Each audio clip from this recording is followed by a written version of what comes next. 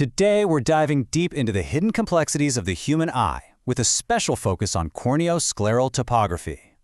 Guiding us on this journey is the work of two incredible experts: the physicist, Alejandra, who brings the hard data, and the clinician, Epi, who shows us exactly how to use that data to literally change our patients' lives.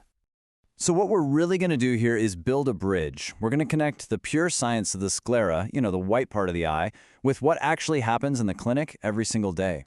We're going to see how abstract numbers and deep research translate directly into better outcomes for the people we see. All right, so here's our roadmap. We're going to start by uncovering the true geometry of the sclera. Then, we'll explore the limbus, breaking down the difference between what we see and what we can actually measure.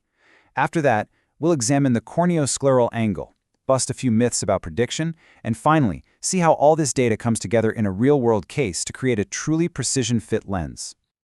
Let's start with the very foundation of scleral fitting and challenge an assumption that has shaped optometry for decades. For the longest time, the sclera was treated as just a simple, symmetrical sphere. But is it really? This is where objective measurement comes into play and just completely flips the script. And the data is just, well, it's fascinating.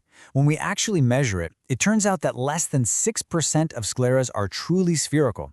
About a quarter are toric, kind of like a donut shape. But get this, a massive 67% are completely asymmetrical and irregular. So irregularity isn't the exception, it's the rule. So what does this actually mean for a patient sitting in your chair? It means that a standard trial lens, that one-size-fits-all approach, is only going to be a decent starting point for about 1 out of every 3 people. For the majority, it's just the wrong shape right from the get-go. But here's the interesting part. Even within all this irregularity, we see patterns. For instance, research consistently finds that the nasal side of the sclera tends to be flatter than the temporal side, and this is possibly due to the way our eye muscles attach. It all points to a key principle.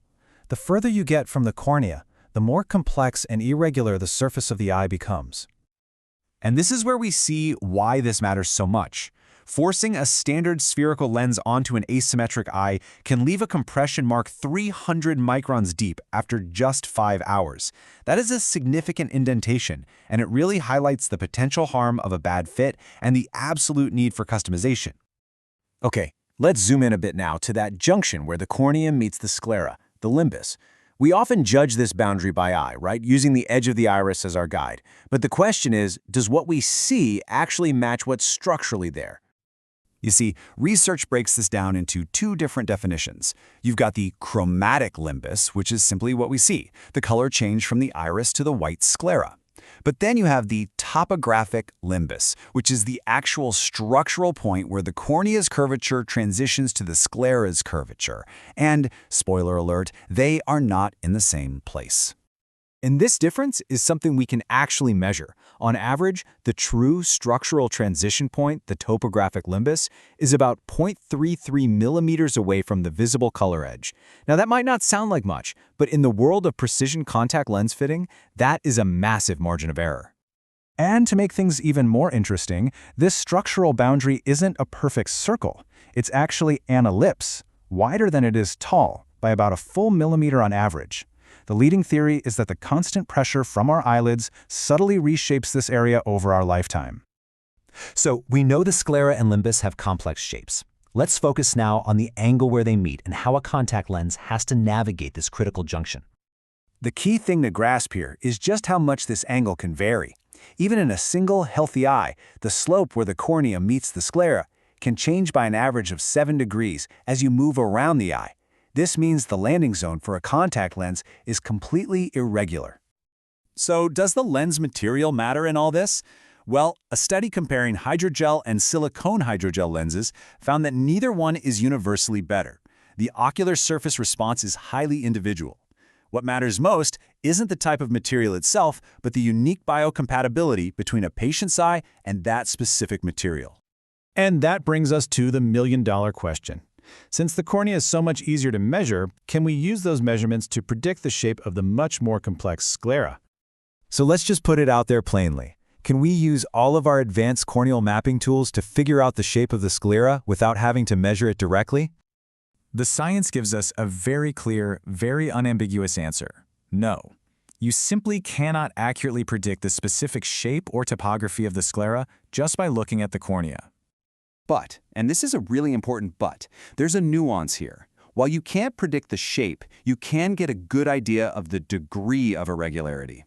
A highly irregular cornea is a very strong indicator that you're going to be dealing with a highly irregular sclera. It tells you to prepare for complexity, even if it doesn't show you the map. Okay, so we know we can't predict the sclera's shape, but we can anticipate its complexity. How do we apply this in the clinic? Let's shift gears now and see how these scientific principles are actually being used to help patients every day. In the clinic, two main instruments are used, the ESB and the pentacam, and they have a fundamental difference.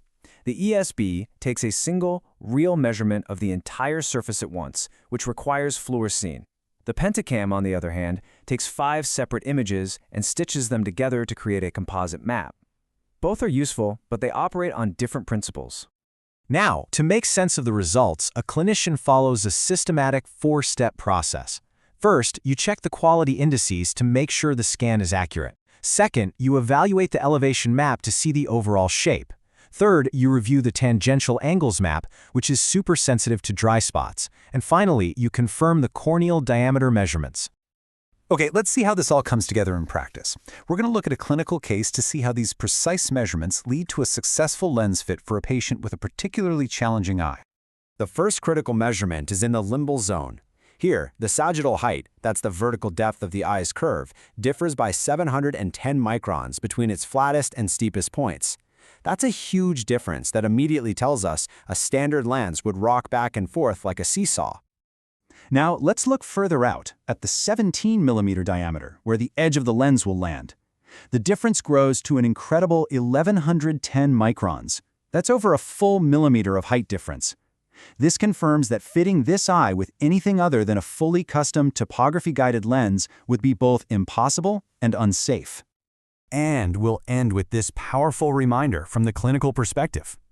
This quote really underscores our professional responsibility to understand the true shape of the sclera, not just for better fits, but for the fundamental health and safety of our patients' eyes.